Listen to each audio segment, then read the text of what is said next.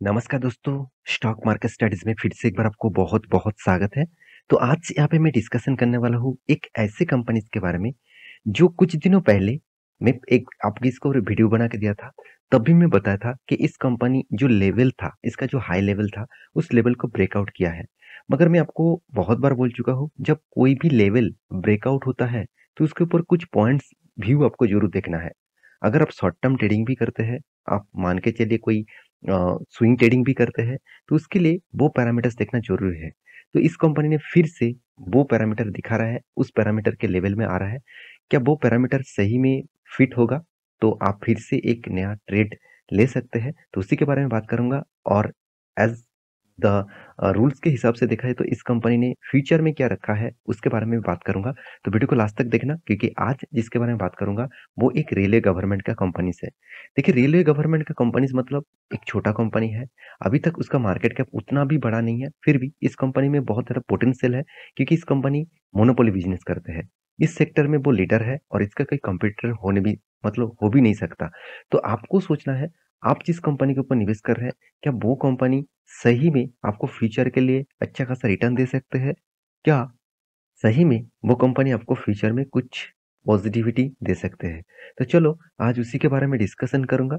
तो वीडियो को लास्ट तक देखना और अभी तक अपने इस चैनल को सब्सक्राइब नहीं किया तो जरूर कर लेना क्योंकि आपको daily basis stock market information update news इसी चैनल के माध्यम से मिलता रहेंगे।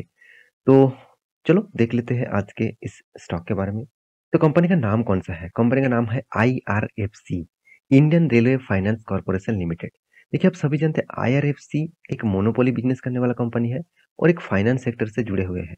देखिए, फाइनेंस मतलब अब जितने भी रेल का जितने सारी काम होंगे, जितने सारे फाइनेंस का जरूरत होगा, वो इसी कंपनीज के माध्यम से फाइनेंस होगा। तो डायरेक्ट जाकर एक अच्छा खासा रेवेन्यूज और अच्छा खासा प्रॉफिट जनरेट इसी कंपनी करते हैं।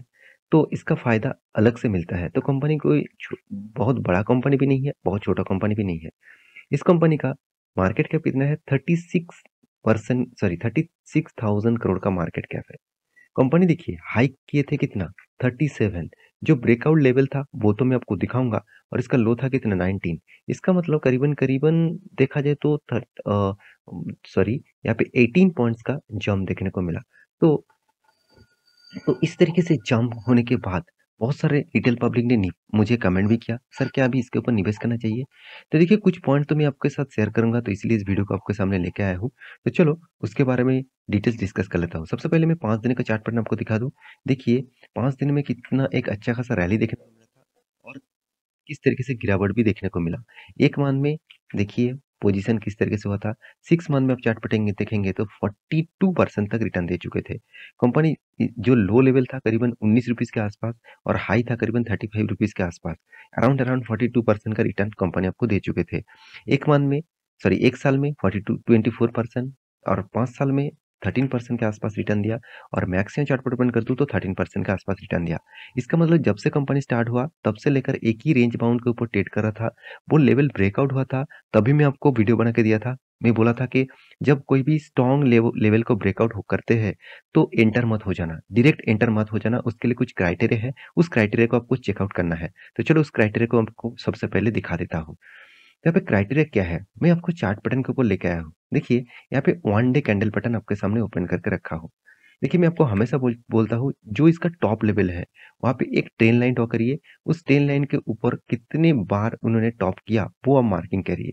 देखिए, 1 2 3 जब कोई कंपनी 3-3 बार टॉप करते हैं तो हायर चांसेस, देखिए 100% ऐसे नहीं होता है, हायर चांसेस होता है, परसेंटेज वाइज हायर चांसेस होते हैं उसको ब्रेकआउट करने का। तो देखिए, नेक्स्ट टाइम जब गया तब ब्रेकआउट हुआ। तो मैं ज़रूर कहूँगा इस तरीके से ब्रेकआउट में एंटर मत होना, क्योंकि देखिए यहाँ पे जो ब्रेकआउट हुआ था ₹27 के आसपास और हाई किए थे करीबन ₹37 के आसपास। तो 10 पॉइंट का 10 पॉइंट्स का यहाँ पे हाई ब्रेक देखने को मिला। मगर मैं आपको हमेशा बोलता हूँ, जब कोई स्टॉक लॉन्ग टर्म पीरियड के लिए जर्नी करके ब्रेकआउट होता है, तब वहाँ पे एंटर मत होना। क्योंकि देखिए बहुत सारे लोगों ने इस नी, नी, एक नीचे लेवल में भी खरीद के रखे थे। वो जब इस लेवल को ब्रेकआउट करेगा, थोड़ा सा ऊपर जाएगा, तो वो क्या करेंगे, पैनिक सिचुएशन क्रिएट करेगा और माल बेचेंगे। क्योंकि देखिए उसको लगता है कि इतना दिनों के बाद मुझे 50% तक प्रॉफिट मिल गया, चलो मैं निकल जाता हूँ, क्योंकि और शायद फिर से इतना सालों तक लगा दिया तो मेरा फंड फंसे रह जाएंगे। तो इसलिए वो क्या करते हैं, सेल आउट करते हैं। मैं हमेशा बोलता हूँ तब उस कंपनी के ऊपर एंटर होना जब वो स्टॉक फिर से रीटेस्ट करे। देखिए जो लेवल इसका, ये जो लेवल था ये क्या था, पहले रेजिस्टेंस था, मतलब उस रेजिस्टेंस को तोड़ा यहाँ पे। तो अभी वो रेजिस्टेंस क्या बनना है, अभी वो रेजिस्टेंस बनना है एक सपोर्ट। तो रेजिस्टेंस ही सपोर्ट बन जाता है अगर उसको ब्रेक करके फिर से रिटेस्ट करना आते हैं। तो आपको क्या करना है, यहाँ पे रिटेस्ट करने दीजिए। अगर रिटेस्ट फेल हुआ, मतलब यहाँ से ब्रेकआउट होने के बाद वो कैंडल नीचे साइड में क्लोजिंग हुआ और वॉल्यूम भी आप देखेंगे तो स्ट्रॉन्ग वॉल्यूम के साथ क्लोजिंग हुआ, तो आप सोचिए फिर से वो गिरावट का माहौल में चला जाएंगे। अगर यहाँ से ब्रेक करने के बाद फिर से रीबैक किया और यहाँ पे एक बड़ा सा कैंडल बनाया और वो भी ग्रीन कैंडल, उसके साथ यहाँ पे वॉल्यूम भी हाई होना चाहिए, तभी आप देखना फिर से रीबैक करेगा और प्रीवियस जो हाई है उसको भी तोड़ेगा और बहुत दूर जा सकता है। तो अभी देखिए कोविड के सिचुएशन फिर से आ रहा है, तो उस सिनेरियो में एक पैनिक सिचुएशन मार्केट में तो क्रिएट होगा ही, ऑलमोस्ट हो चुके हैं। तो निफ्टी करीबन-करीबन देखिए 17,000 के अंदर आ चुके हैं, तो 17,800 के लेवल के आ चुके हैं। तो मेरे हिसाब से एक पैनिक सिचुएशन फिर से क्रिएट होगा। तो उस बेसिस में जितने सारे कंपनीज़ है, सारे कंपनीज़ तो गिरेंगे ही। तो इस तरीके से गिरावट इस कंपनी में भी देखने को शायद मिल सकता है। तो आप संभल के काम करिएगा और कुछ पैरामीटर्स चेक करके करने के बाद ही इस कंपनी के ऊपर निवेश करना। तो as a swing trading short term के लिए इस तरीके से बात हो चुके हैं। अभी लॉन्ग टर्म विज़न के लिए इस कंपनी के बारे में ज़रूर कहूँगा। आप as a long term vision के हिसाब से इन्वेस्ट करना चाहते हैं तो ऑब्वियसली आप इन्वेस्ट करके भूल जाइए। इस तरीके से चार्ट फॉलो आप, आज कोविड आया, कल कल रिसेशन आया, कल वो आया, ये आया, उसको मत देखिए। इस तरीके से बहुत कुछ कंटिन्यूअसली आते रहेंगे। तो इसको आपको दिमाग लगाने का जरूरत नहीं है, वो दिमाग लगेगा कंपनी का जितने सारे मैनेजमेंट टीम है, क्योंकि मैनेजमेंट आपसे भी कई गुना ज्यादा चिंता उसके है। क्योंकि वो कभी नहीं चाहेंगे उसका कंपनी बर्बाद हो जाए, कंपनी डूब जाए। क्योंकि आप मान के चलिए 100 शेयर इस कंपनी को, 1000 शेयर इस कंपनी के ऊपर खरीद के रखे हैं, मान के चलिए आपने 1 लाख रुपए निवेश करके रखे हैं, तो उस हिसाब से आपका 1 लाख डूबने से कंपनी को 36,000 करोड़ के मार्केट कैप डूब जाएगा, तो वो तो कंपनी नहीं चाहेगा ना। तो इसीलिए मैं आपको हमेशा बोलता हूँ, आपको कंपनी के ऊपर भरोसा होना चाहिए, कंपनी के मैनेजमेंट को देखना है कितना स्ट्रांग है। तो मैनेजमेंट टीम कितना स्ट्रांग है वो आपको दिखेगा प्रॉफिट एंड लॉस में। हाँ, यहाँ पे भी दिखेगा।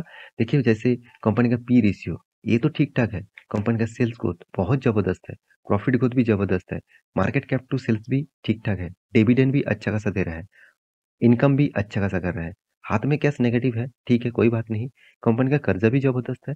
क्या आप कहेंगे सर कि ये क्या पॉजिटिव है? हाँ, बिल्कुल पॉजिटिव है, मगर फाइनेंस के हिसाब से कंपनी 8.5% के आसपास कर्जा लिया है, तो मेरे हिसाब से बहुत सारे मैं पीएससी कंपनी देख चुका हूँ, गवर्नमेंट कंपनी देख चुका हूँ, जो फाइनेंस कंपनी के ऊपर निवेश कर मतलब उस इंडस्ट्री से है, वो देखा जाए तो 15% के मतलब डेप्थ ऑफ इक्विटी 15% से भी ऊपर है। तो उस हिसाब से मेजर किया जाए तो कम ही है। तो कंपनी का प्रॉफिट एंड लॉस देखिए इतना ज़्यादा कर्जा होने के बाद भी कंपनी अच्छा खासा प्रॉफिट को हमेशा ग्रोइंग मोड में लेके जा रहा है। इसका मतलब ऐसे नहीं कि प्रीवियस सालों में प्रीवियस ईयर में कम कम प्रॉफिट हुआ था, इसमें ज़्यादा हुआ और वापस फिर से कम हो गया, ऐसे बिल्कुल भी नहीं। कंटिन्यूअसली प्रॉफिट को मेंटेन किया जा रहा है। तो कंपनी रिटर्न के हिसाब से 1 साल में 24% का रिटर्न दिया, बाकी टाइम में रिटर्न उतना खास नहीं है। Sales growth, profit growth, return of equity हर कुछ पैरामीटर आपको पॉजिटिव दिखेगा। तो इसीलिए मैं आपको हमेशा इस कंपनी के ऊपर लॉन्ग टर्म विजन के लिए ज़रूर सोचने के लिए कहूँगा। तो देखिए एज़ ए इन्वेस्टर, प्रोमोटर के बाद एफआईएस, डीएस के पास उतना होल्डिंग नहीं है, पब्लिक के पास जितना होल्डिंग है। फिर भी छोटा-मोटा होल्डिंग इसीलिए है क्योंकि सबसे ज़्यादा होल्डिंग किसके पास है? प्रोमोटर के पास है। तो अंत में एक ही बात कहूँगा इस कंपनी के ऊपर कि आपको इस कंपनी के ऊपर भरोसा है। इस कंपनी मोनोपोली बिज़नेस करने वाला कंपनी है, तो इस कंपनी के ऊपर स्टडी करिए, उसके बाद कुछ भी डिसीज़न लीजिए। तो आशा करता हूँ सारी जानकारी आपको मिल चुका है। मेरी इस वीडियो आपको कैसे लगा ज़रूर कमेंट करना और इसी तरीके से इंटरेस्टिंग वीडियो पाने के लिए, इंटरेस्टिंग टेक्निकल चार्ट पैटर्न सीखने के लिए और भी बहुत कुछ सिखाने वाला हूँ। तो मेरे साथ जुड़े रहिए, मेरे चैनल को सब्सक्राइब करिए और इस दोस्त को प्लीज़ लाइक भी कर दीजिएगा। मिलते हैं नेक्स्ट वीडियो में, तब तक के लिए अच्छे से रहिए, अपना ख्याल रखिए। Bye bye.